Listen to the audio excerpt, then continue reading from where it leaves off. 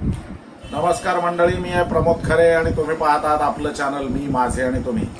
मंडळी, आमच्या लहानपणी ब्रेकफास्ट किंवा नाश्ता न्याहारी वगैरे हा प्रकार नव्हता. आमची शाळा असायची सकाळी 10 ते संध्याकाळी 5. त्यामुळे 9:15च्या सुमाराला आम्ही मऊ भात खायचो. मऊ भात, त्याच्याबरोबर लोणचं, मिरची, पापड, दही, रेलचेल असायची. ती खाऊन झाल्यानंतर दुपारी 2च्या सुट्टीत घरी आलं की भाकरी भाजी किंवा आमटी भात जे काय असेल ते. आणि संध्याकाळी 5 वाजताना घरी आलं की भूक लागलेली असायची. तेव्हा आजी आम्हाला पोहे म्हणा, पोह्यांचे प्रकार म्हणजे दही पोहे, दूध पोहे, अगदी काही नाही तर चहा पोहे ते देखील द्यायची. कधी कधी मात्र आजी आमची विशेष पदार्थ करायची, तो म्हणजे मोकळ पीठ.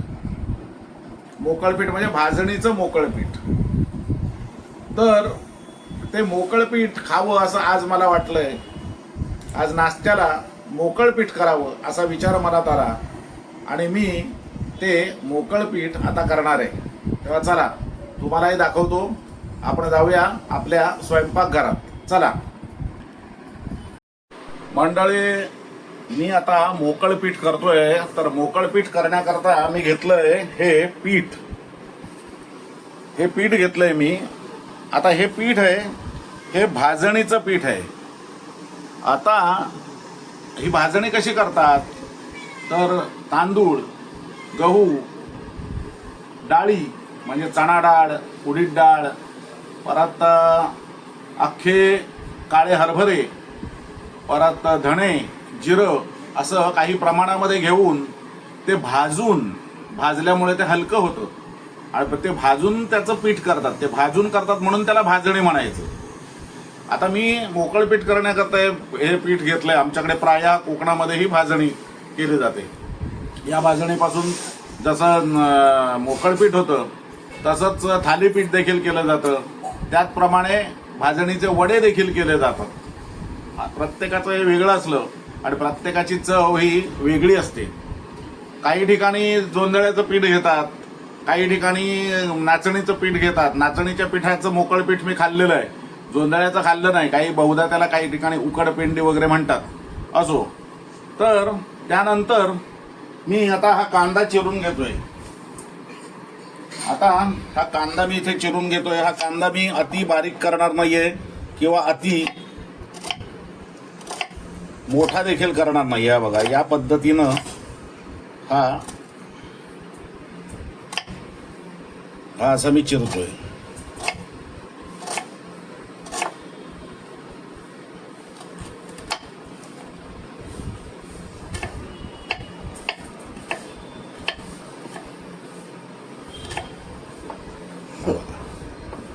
या पद्धतीनं हा मी कांदा चिरून घेतोय.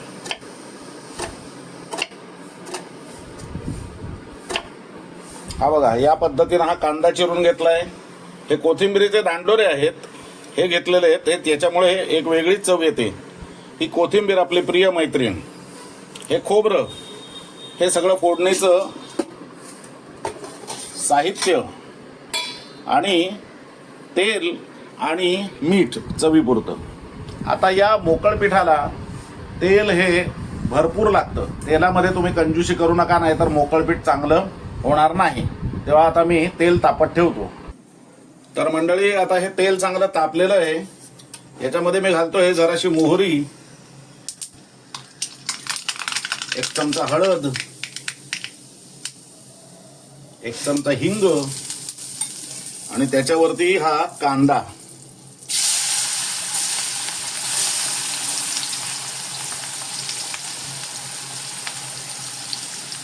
हा कांदा मी घालतोय.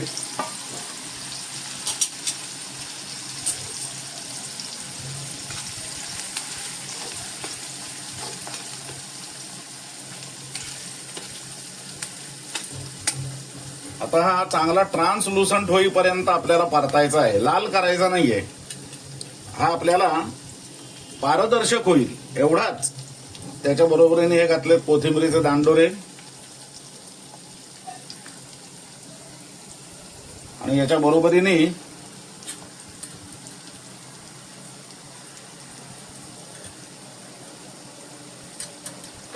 आपल्याला झेपेल एवढं हे तिखट मी घालतोय.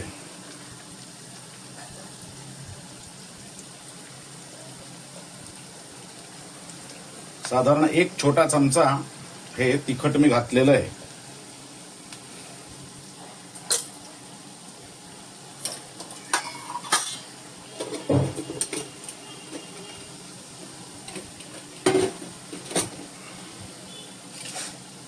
आता हा कांदा चांगला ट्रान्सलुसंट होईपर्यंत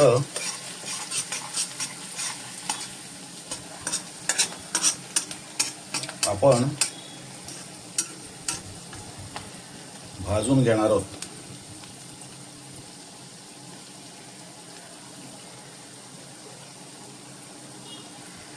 आता तुमच्या लक्षात येईल की कांदा ट्रान्सलुसंट झालेला आहे. आता त्याच्यावरती आपण ही भाजणी ही पेरायची आहे. हे बघा, या अशा पद्धतीनं ही सगळ्या बाजूनी पेरायची आहे.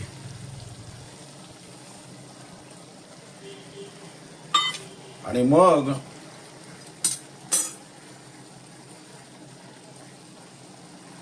भाजणी पेरल्यावरती हे असं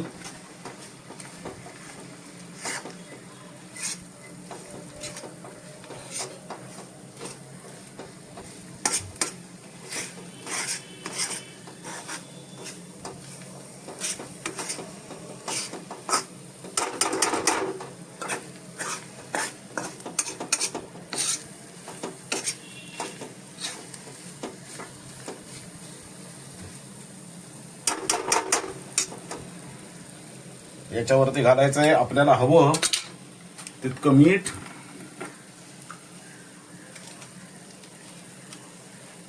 आपल्याला हवंय तेवढंच मीठ घालायचं आहे.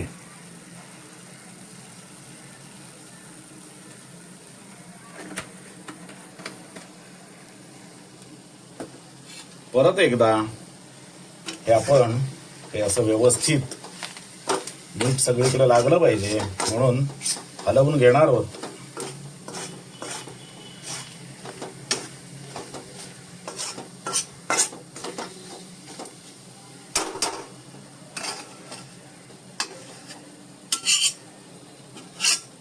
आणि आता याच्यावरती हे झाकण ठेवून गॅस करणार आहोत बारीक. आणि 5 ते 7 मिनिटं हे व्यवस्थित भाजून म्हणजे उकडून घेणार आहोत. तर मंडळी 5 मिनिटं झालेली आहेत आणि आता आपण हे झाकण उघडून बघणार आहोत. बघा, ही अशा पद्धतीनं ही आपली भाजणी ही व्यवस्थित ही बघा छान शिजले आणि आता अशी ही मोकळी झालेली आहे. आता याच्यामध्ये आपण घालायचे आपली प्रिय मैत्रीण. ही भरपूर घालायची आहे, थोडी घालायची नाही, कंजूसी करायची नाही. प्रिय मैत्रीण आणि हा आपला कोकण माणसांचा प्रिय मित्र म्हणजे ओला नारळ हा याच्यामध्ये घालायचा आहे. आणि आता पुन्हा एकदा व्यवस्थित हे ढवळून घ्यायचंय.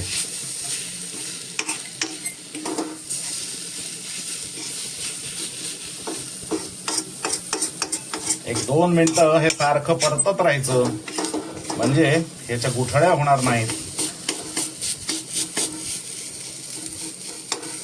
नारळ आणि कोथिंबीर ही त्या मोकळ पिठामध्ये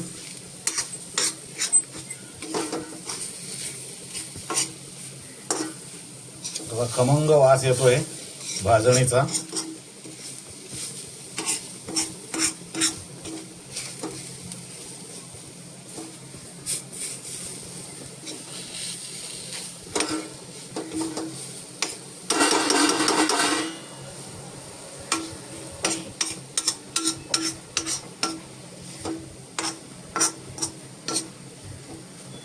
मंडळी खायला तयार आहे आपलं मोकळं पीठ. गॅस करायचा आहे बंद मी आता प्लेटिंग करतो. तर मंडळी, हे आहे मोकळं पीठ. हे खायला तयार आहे. आता मी हे खाणार आहे. तुम्ही घरी हे मोकळं पीठ करा आणि मला जरूर कळवा की हे कसं झालंय ते. तेव्हा मंडळी, हे होतं मोकळं पीठ. आता हे मोकळं पीठ ज्या वेळेला मी खायला घेतलं, तुम्हाला दाखवलं प्लेटिंग करताना, त्यावेळेला माझ्या असं लक्षात आलं की अरे, याच्याबरोबर महत्त्वाचा एक इन्ग्रेडियंट आपल्याला पाहिजे, अकंपनिमेंट. तो मी विसरलोय, आणि तो म्हणजे गोडसर दही. या मोकळ पिठाबरोबर गोडसर दही म्हणजे आहा आहा हा हा आनंद दुसरीकडे कुठेही मिळणार नाही. आणि एक महत्त्वाची गोष्ट, हे मोकळं पीठ करताना पाण्याचा वापर करायचा नाही. पाणी घालणं शिजण्यासाठी, हापका मारणं वगैरे वगैरे काहीही करायचं नाही. तर तुम्ही तसं केलं तर तुम्ही करायला जाल मोकळं पीठ आणि होतील भाजणीचे गठ्ठे. आणि तुम्ही म्हणाल मी सांगितलेलं आहे. तर मंडळी, हा व्हिडिओ मी इथेच थांबवतोय. तुम्हाला आवडला तर लाईक करा, शेअर करा, आणि हो, तुम्ही चॅनल सबस्क्राईब करत नाही तर प्लीज प्लीज चॅनल सबस्क्राईब करा. धन्यवाद.